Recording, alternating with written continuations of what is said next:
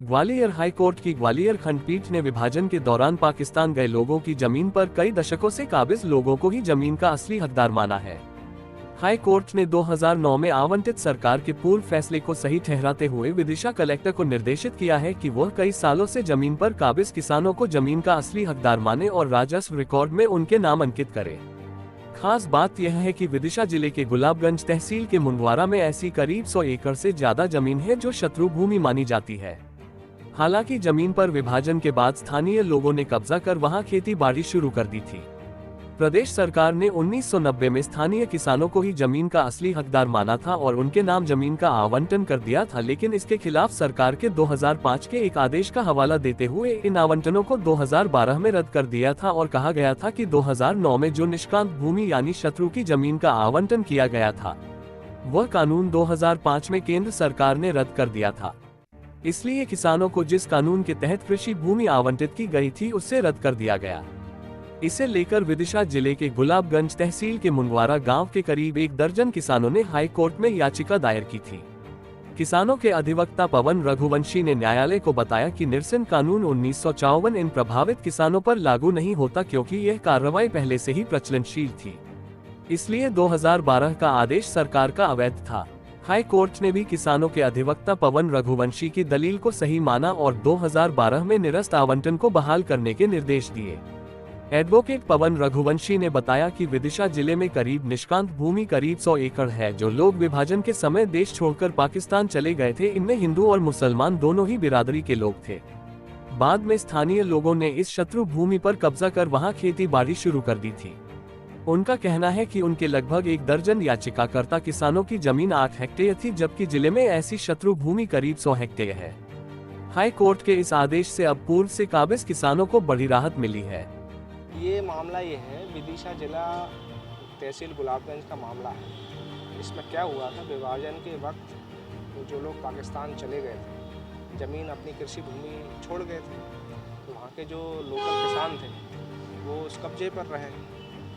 तो शासन का एक नियम आया 1990 में और शासन ने निर्णय लिया कि जो 50 साल से निष्क्रांत भूमि जिसे कहते हैं उन पर अगर कोई कब्जेदार है, किसान खेती कर रहे हैं, तो उनको अलॉटमेंट उस ज़मीन का कर दिया जाए और उनको मालिकाना हक दे दिया जाए। तो उस प्रोसीडिंग के तहत 2009 में याचिकाकर्ताओं को मालिकाना हक दे दिया, अलॉटमेंट कर दिया गया। फिर यकायक 3 साल बाद 2012 में मध्य प्रदेश शासन ने वो 2009 का ऑर्डर रद्द कर दिया, ये कहते हुए कि चूँकि जिस एक्ट के तहत अलॉटमेंट किया था वो था इवेक्यू प्रॉपर्टी एक्ट 1954, वो 2005 में रद्द हो गया था। चूँकि 2005 में वो एक्ट रद्द हो गया था तो 2009 में अलॉटमेंट नहीं किया जा सकता था, वो अवैध था।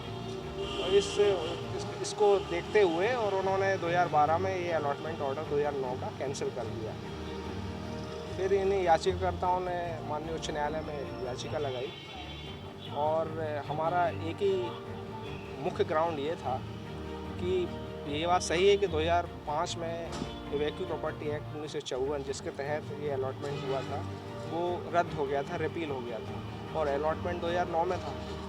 लेकिन सेक्शन 6 जनरल क्लॉज एक्ट में ये क्लियर प्रावधान है कि अगर कोई कार्रवाई प्रचलनशील है, पेंडिंग है, तो वो रिपील एक्ट का प्रभाव उस पर नहीं पड़ेगा, कार्रवाई चलती रहेगी। इसीलिए जो अवैध करार किया है 2012 में हमारा अलॉटमेंट ऑर्डर, वो गलत है और कोर्ट ने इसको हमारी प्ली को कंसिडर करते हुए वो 2012 का ऑर्डर जो जिसमें अलॉटमेंट ऑर्डर रद्द किया था उस ऑर्डर को रद्द किया और कलेक्टर विदिशा को डायरेक्शन दिए कि सारे रेवेन्यू रिकॉर्ड्स में याचिकाकर्ताओं के नाम, उनके नाम उसमें जोड़े जाएं और उनको मालिकाना हक दिया जाए।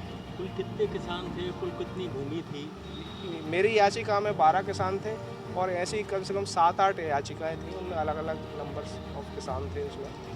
और भूमि तकरीबन मेरी याचिका में 8 हेक्टेयर थी और ऐसे अगर हम तकरीबन 100 हेक्टेयर के करीब माना इस विदिशा जिले गुलाबगंज तहसील का मामला था। तो मतलब जो लोग छोड़ के गए थे अब उनकी ज़मीन पे जो लोग काबिज हैं उनको मालिकाना हक दीजिए, तो नियम ही था 1990 का, तो उसमें तो कोई डिस्प्यूट ही नहीं था। तो अब वो चूँकि हमने स्टे ले रखा था तो कब्जेदार थे ही, तो वो खेती तो कर ही रहे थे। अब उनको दोबारा से उनकी एंट्री शासकीय जो घोषित कर दी गई थी, दोबारा से उन्हें याचिकाकर्ताओं के नाम खसरा एंट्रीज में उनको मालिकाना हक दे तो दिया क्या जो गया। उनका कोई डिस्प्यूट नहीं है, वो तो लोकल किसान जो कब्जे में आ गए थे, कई लोग रिश्तेदार भी हैं और कई लोग लोकल किसान भी हैं, सभी हिंदू कुछ हिंदू हैं कुछ मुस्लिम भी हैं।